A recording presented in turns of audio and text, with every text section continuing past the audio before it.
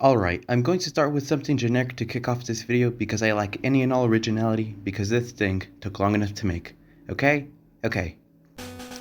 So, I decided to start a small project last year where I animated myself saying hello and posted it to Reddit where it completely blew up. After that, I wanted to do something bigger such as a video game animation. Nothing too big, so I decided to center myself into playing and animating Mike Tyson's Punch-Out! Because it was a game I liked a lot and was relatively short. And so it was me, a reclusive and greasy 17-year-old teenager, for animation skills, my index finger and phone to record and animate my journey through it. So bury your eyes against this abomination of an animation that I have prepared for you all, and let's start.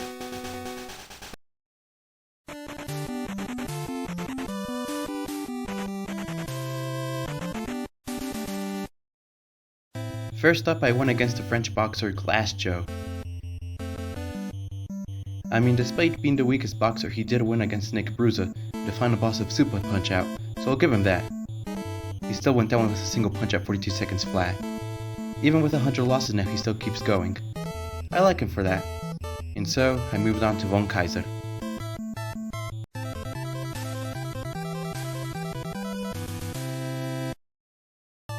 He was easy as well, being extremely weak to star punches, instantly knocking him down if you use one while he is stunned.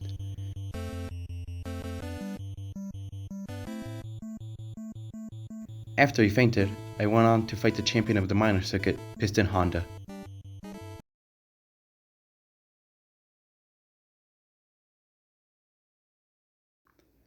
Piston Honda was an easy fight, with me just faking him out, getting star punches, and hitting him with them until my keyboard stopped working.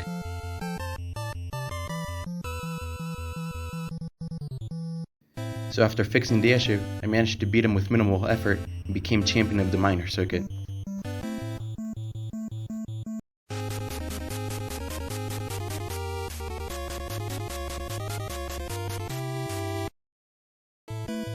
First fighter up in the major circuit was Flamenco, and he was the easiest boxer by far, having an infinite that consisted of switching left to right uppercuts, leading to a time that was even faster than Glass Joe, at around 38 seconds at my fastest. I know the limit is like 14.97 seconds, but I didn't feel like always timing a frame-perfect star punch.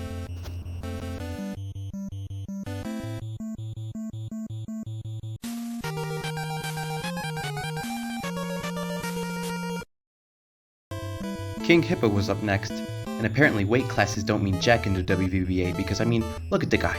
We don't even know how much he weighs because he probably breaks the scale every time he gets on. But despite that, he was a great boxer due to his size, bringing me to my first challenge in the game. Because you have to time your punches so that it will hit whenever the king opens his mouth, and then hit him where it hurts. The bandage that he has on his stomach, and once you knock him down, he can't get up. But it was kinda difficult at first because my reaction time at the moment was absolute garbage, and I kept getting beaten by him. But after some practice, I managed to knock him down and move on, which took me around 45 in real life minutes.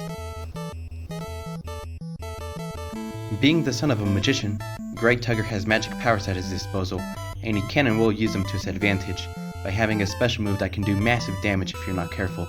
Although he does possess a pretty good weakness, the gem that he has glows whenever he is about to strike, so I use that to my advantage because at the start of the first round, he will try to hit you every 7 in-game seconds. And having that visual helps to counter him, because if you do it correctly, you get a free star. After the first minute or so, he will try and go for uppercuts. You should be okay by alternating left and right punches, because other than getting more free stars, he can't really do anything about it. At around 2 minutes and 40 seconds, he will go for the Tiger Rush, which looks hard to avoid, but it's pretty much the same technique as the Honda Rush, only being much flashier. I blocked until he got dizzy and stopped, then punched him in the face for a free knockout. Well, that was easy. I'm finally at the major circuit title fight. The game finally starts getting real. Bald Bull, the champion of the major circuit, is a capable fighter having a somewhat unpredictable moveset when you first meet him, but you can bypass this problem fairly easily by having patience with him, and being pretty good at dodging and counterpunching. Phase 1 is pretty easy, since he almost always starts with 4 rolling punches, following with a 2 jab 3 uppercut combo, leading to a knockdown if you land all your punches within the first minute. Phase 2 is pretty much the same thing, which you'll always expect a rolling punch every now and then, and attempt to down him again before 2 in-game's minutes have passed. Once you do that, here comes Phase 3, in my opinion the easiest and definitely the quickest one out of the 3. Just stop his signature move, the bolt charge, inside a fairly small window. Failure to do so will end up in an instant knockdown, so be careful. When I first met him, I was playing terrified by this move, until I realized with a quick trip through the wiki that there was a tell for that move.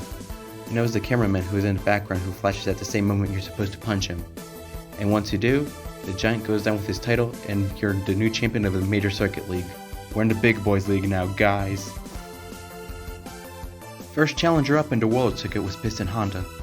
Nothing really changed about him other than the fact that he's harder, better, faster, and perhaps even stronger with his moves. Then if you counter the Honda Rush this time around, you can instantly knock him out, which I proceeded to do. Sort of a downgrade from last time, to be honest.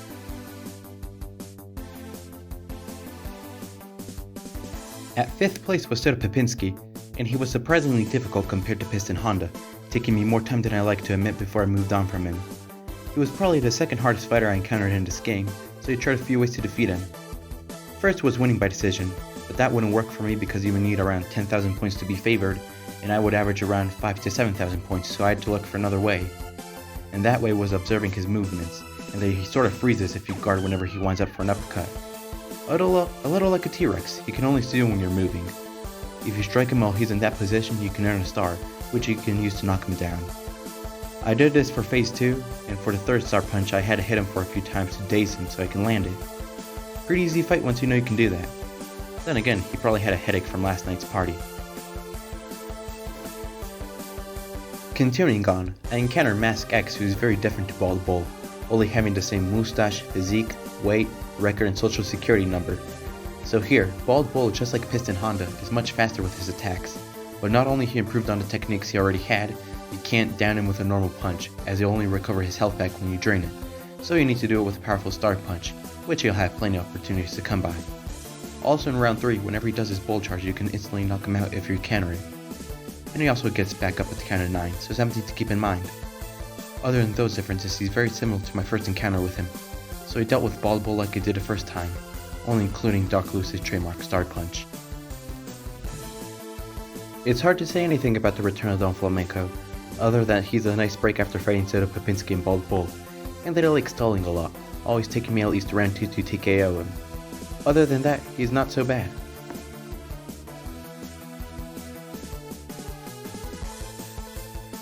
Who is really bad is Mr. Sandman, and he is as terrifying as he is in Punch-Out Arcade and in Punch-Out Wii, being the final boss in both of those games. And if I remember correctly, he has the most appearances in the Punch-Out games, second to Bald Bull. Forgive me if I'm wrong. Anyway, so here, Sandman starts off the first 50 seconds or so throwing out rolling punches. After that, he has a similar moveset to Bald Bull, but much faster, needing some decent speed to dodge them. But I didn't even have to deal with that part of the fight because he can keep just cheesing him with uppercuts and then go for gut punches. He also covers his face so you cannot hit him there while he is stunned. So that led me to only one problem to actually deal with, and that was the Dreamland Express, an extremely fast combo of 3 uppercuts that each do a large amount of damage. This move only has a 2-frame tail, so it's pretty hard to dodge. I pretty much just practiced until I could dodge them, and then I'll unload all my blows onto him and defeat him. I know this sounded a little easy, but I was crying steam by the time I finally beat him. So with this fight complete, I went on to fight the champion of the world, Super Macho Man.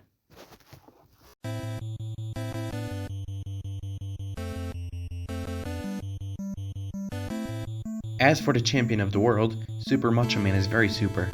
I proceeded to fight him as I did with Popinski, because he fights like a stronger version of him, as they are also a palette swap of each other. I had to be careful with his 2 spin punches, because with one, he can chip you for the very small amount of half your health, or he instantly knocks you down with the other one.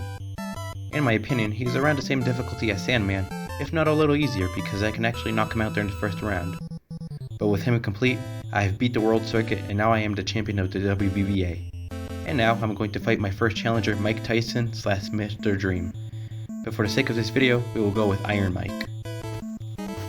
And he was no pushover too, because to begin with, he was instantly KOing me with his uppercut, being pretty hard to predict. But it wasn't the worst thing in the world because he only does his Oko move in the first minute and a half of the first round.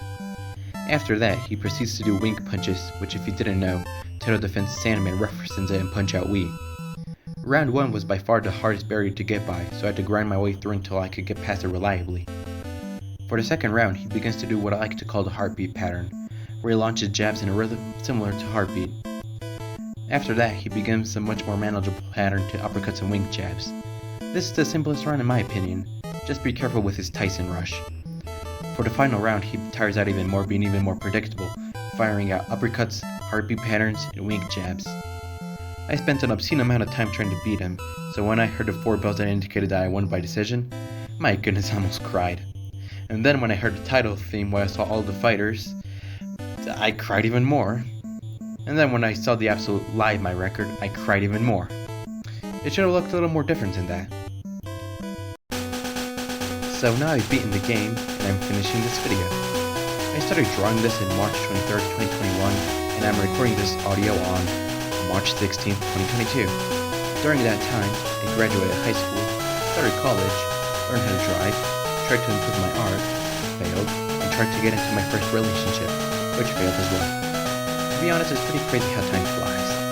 It seems like it was yesterday when I started animating Glass Joe with my phone, utilizing the free version of Flip-A-Clip, and almost a year later, I'm using the premium version of Flip-A-Clip animating this. And I'm pretty happy to have managed to pull this off with just the cell phone on my index finger. I have no idea if I'll do another mediocrity again. Maybe I will with like a story time video or something simple like that, but I'm not sure. So if you want, go on ahead and leave me suggestions on what I should do next, and tell me if you liked the video. And if you had, then I'm glad to have entertained you for this little while, and if not, then leave me a suggestion on what should I improve on. And with that, I guess I'll see you guys later.